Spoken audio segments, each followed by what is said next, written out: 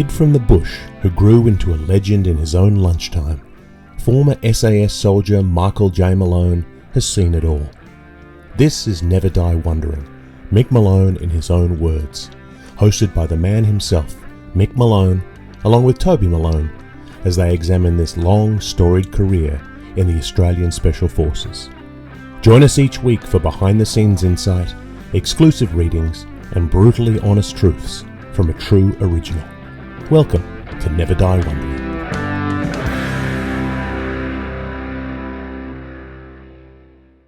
Welcome to episode 29 of Never Die Wondering, Mick Malone in his own words, a podcast that explores the life and legend of Michael John Malone, OAM.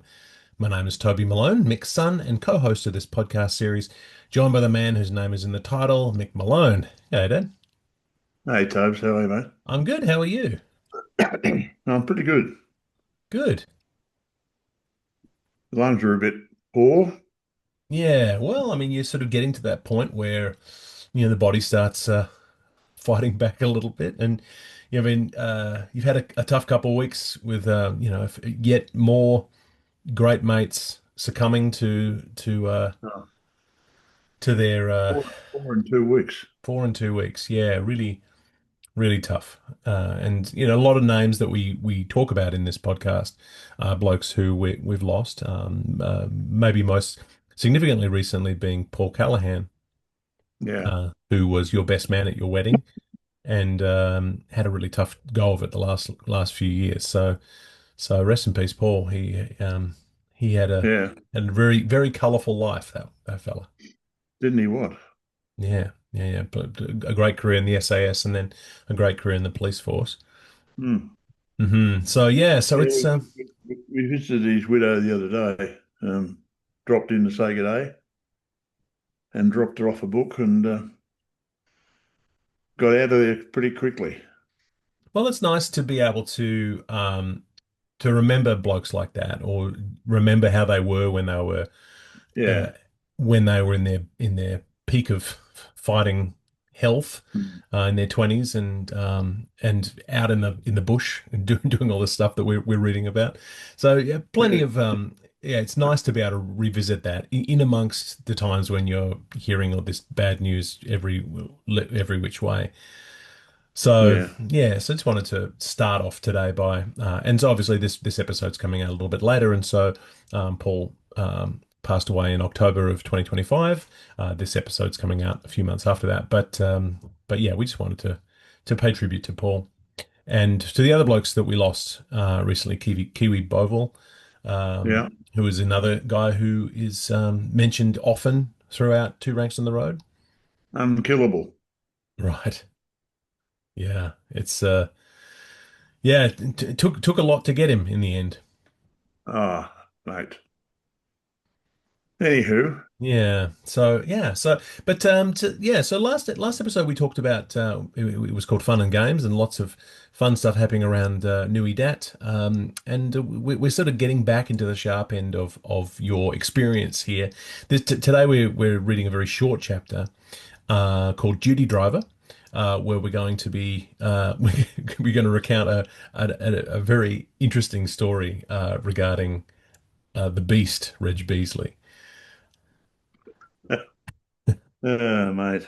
So, what do you remember about Reg? Uh, he was full of himself. He was 4'9". I mean, he wasn't really. He was same height as me, but he looked 4'9". He called everyone sports fans. Okay, fans. God. Oh, no, he was a very capable leader, but he made a few fatal mistakes, and like they all do. And I don't know. When he was CEO later on, he he was pretty good, Hmm, and his son came back as a squadron commander too. right. And I'm not sure whether he was CEO, but yeah, But you met him first when you were, before you even joined, like as you joined the regiment. So you knew him in Swanbourne before you even went to Vietnam. Yeah, he was the OC of the squadron. Yeah, and then you were up in the bush with him as well. Yeah, well, no, not really. Well, I mean, he wasn't out on patrol with you, but he was certainly there at Nui Dat when you were there. Oh yeah, he was. Yeah, I didn't go to the bush with him. A few other blokes did, and it was a fairly horrendous experience. right. We got a lot of laughs in the boozer. Mm. But So, blokes, he had a few favourites amongst the boys, and which never went down very well with other people. But mm. it was what it was, and that's it. Right. Well, let's read this chapter. This is a very short chapter on a couple of pages, and we'll read it over, and then we'll have a bit of a chat. But today we're going to be reading chapter 26 of Two Ranks on the Road: 35 Years of Australian Special Forces Service by Michael J. Malone, OAM, published in 2024 by Imprimatur Books, Perth. This chapter, entitled Duty Driver, covers pages 187 and 188 in the print edition. The ebook may have slightly different numbering, so follow from the beginning of the chapter. As we read, the body of the text will be read by author Mick Malone. Whenever we come across a footnote, we'll pause in the least disruptive way possible, and I will read the footnote. And now, without further ado, Two Ranks on the Road. Chapter 26, Judy Driver, 1970. More fat than a butcher's pencil. As I've said, by this stage we welcomed Zed Fraser to the patrol. Little Zed was a good soldier with the heart of a lion. He came from one commando and was notably a notable speedway rider. I'd seen more fat than a butcher's pencil and was concerned about how many water bottles he'd fit on his belt. On our first patrol with Zed, we were in deep doo-doo and were again hauled out through the trees by 9 Squadron. I think this was the last patrol Pancho Kirkez came on with us. Zed stayed on with 1 Squadron when we went home. Footnote. On discharge, Zed spent the next 20 odd years swanning around the South Pacific in his yacht with the lovely Faye. They are now domiciled in the mountains of central Tasmania. We visited them in early 2021 whilst on a southern sojourn, linking up with our daughter Georgia. At some time during this period, Lieutenant Nick Howlett, Troop Commander I Troop, was bashed by a Kiwi and left for dead in the dry creek bridge that ran down between the Kiwi lines and the messes. In what was obviously a grog-related incident, some argument had started in the officers' mess and carried on down the hill. The cooks heard someone moaning in the creek, grabbed a dolphin torch and found Nick in a real state of despair. Kev Logan was quickly on the scene, administering first aid, and they had rushed him down to 8 Camp Hospital, where he was admitted. A few days later, I was again on duty as the ops driver when Reg said, "Malone, I want you to drive me to Vung Tau for the court martial." With no further ado, away we went. Packed lunch and full water bottles. Reg and I. It took about an hour to get to Vung Tau and the RAF base where the courts martial was to be held, and we pulled up outside a large hangar with a Kiwi Hercules backed up close. Reg disappeared and I wandered around waiting for him. There were quite a lot of Kiwis there, and as soon as proceedings were finished, many of them complained as the guilty bastard was marched out of the hangar by 2 MPs to the plane which had started her engines. Ramp up, doors closed, and away it went. Never did find out what the punishment was, and Reg was very tight-lipped on the way back to the DAT. He was very angry. I presume it was the fact that one of his officers had been assaulted, and the perpetrator appears to have gotten away with it. Our mateship with the Kiwi troops seemed to dry up at the moment. I think there was a lot of embarrassment amongst our Anzac friends, but the incident was rarely spoken of. Sergeant John Robinson took over as temporary troop commander of I Troop until the fresh replacement for Nick arrived, a young subaltern by the name of John Ison. I was on duty driver when OC Reg Beasley was leaving for home, and saw he'd left a note in the duty log that I was to wake him up at 5 a.m. with a cup of coffee. I made the coffee and carefully made my way up to his tent near the SIG lines. It was just at first light when I staggered into his tent, holding the coffee out in front of me. It was as black as anything inside the tent, and I had difficulty in seeing which bed he occupied. All of a sudden, the beast came leaping out of his bed, screaming, "Come on, you bastard, I'm ready for you." Needless to say, I shat myself, dropped the coffee, and yelled back, "It's me, Malone, the duty driver." Still remember that. Reg got hold of himself and sat down, apologising profusely. He was convinced that one of our mad diggers, and we had a few, would come and do him in on his last night. I think he must have been at the end of his tether, as we all were. 12 months is a long time, with only the odd R&R, R&C, and other small breaks to be had. We never got an invitation to visit other units. We were the lowest rung on the ladder, with many of our officers and senior NCOs were wined and dined around the task force. We were at the wits' end of our mental and physical capabilities, but we never complained. We had seen a lot of heavy action over 12 months and had lost only one man, Dave Fisher, RIP. And that was the end of the very brief chapter 26 from Two Ranks on the Road, 35 Years of Australian Special Forces Service by Michael J. Malone, as read by the author. Okay, so very short chapter, lots of stuff going on there. Oh, That, mate.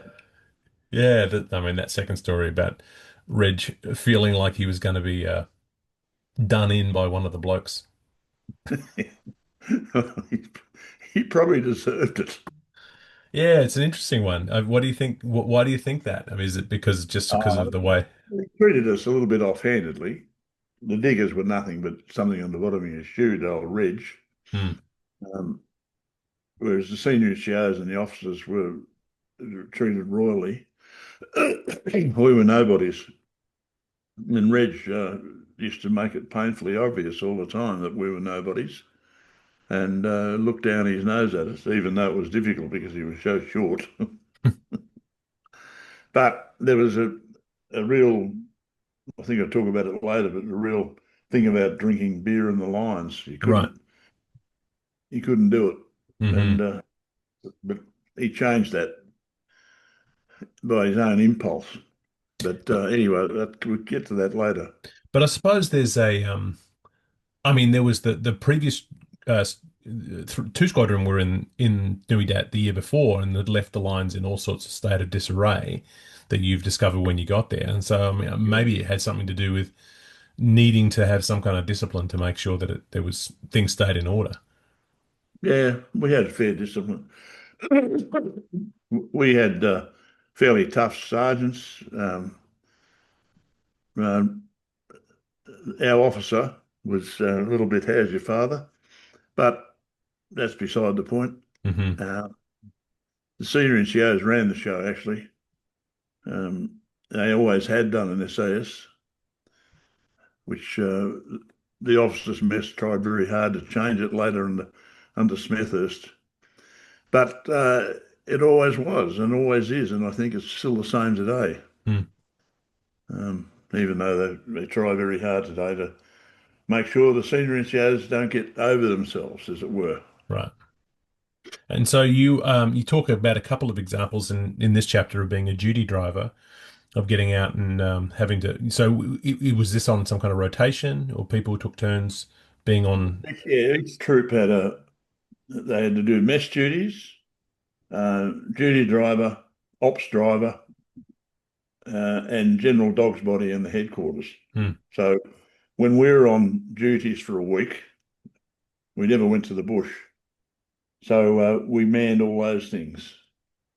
And then the following week we handed over to another troop and so on throughout the year. So in essence, you'd probably do 3 or 4 runs at the duty week in the 12 months. hmm. Um, and it's just the way the army operates. You know, we don't have servants, or you don't have any of those sorts of things. So we've got to do it ourselves. Well, I got to imagine driving through the through the mountains of Vietnam for a 20-year-old kid from the New South Wales bush. It's got to be a whole different experience of actually you're not in the back of a truck, you're actually driving your boss around. Yeah, he never went far. So you went from SAS Hill down to the task force. Basically, that was all you ever did. Although you have that Um, one Vung Tau. oh, the Vungers, yeah. Vung Tau's a different kettle of fish. We often went down there in the back of a truck. But you drove Beasley down for Yeah, the courts I only martial. ever drove down there once, generally on the back of a truck or by chopper. Hmm. And that was it. I was pretty pleased to limit my trips to Vung Tau. I didn't enjoy it much down there sometimes, Yeah. especially when I went to a steam room. Yeah, we talked about that a couple of weeks ago. Yeah. Yeah, so it's interesting just the different things that you get up to and the idea of being a duty driver maybe Yeah, it's not something that comes into your head as one of your duties, but of course everyone's got to pitch in and do their thing. So yeah, and this is another one of those, like I said, this is a very short chapter, and just to give you a little bit of insight into our writing process, some of our chapters. So you wrote this book as a bit of a stream of consciousness, and so the chapter yeah. breakdown sometimes is me in posing a chapter break just to make sure that the reader gets a little bit of a rest.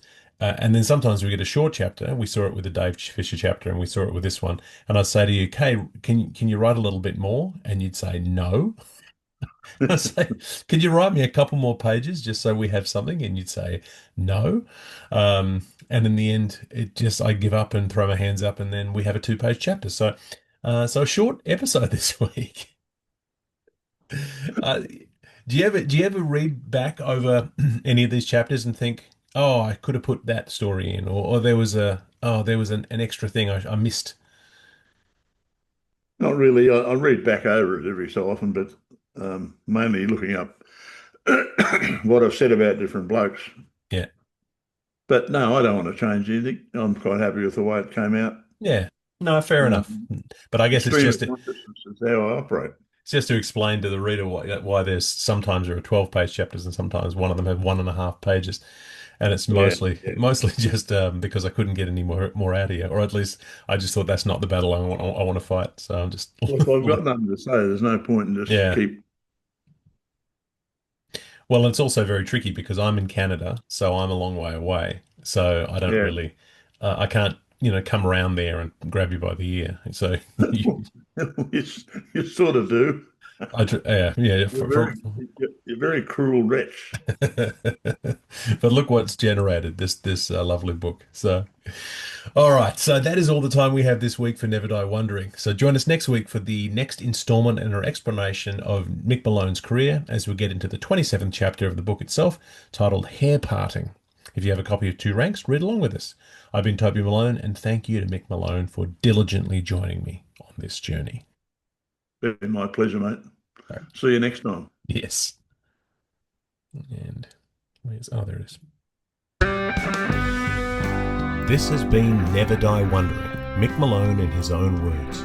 For links to purchase your own copies of Mick's books, visit the show notes or mickmalone.com.au. This podcast is produced by Toby Malone, Joe Malone and Mick Malone, and engineered by Toby Malone.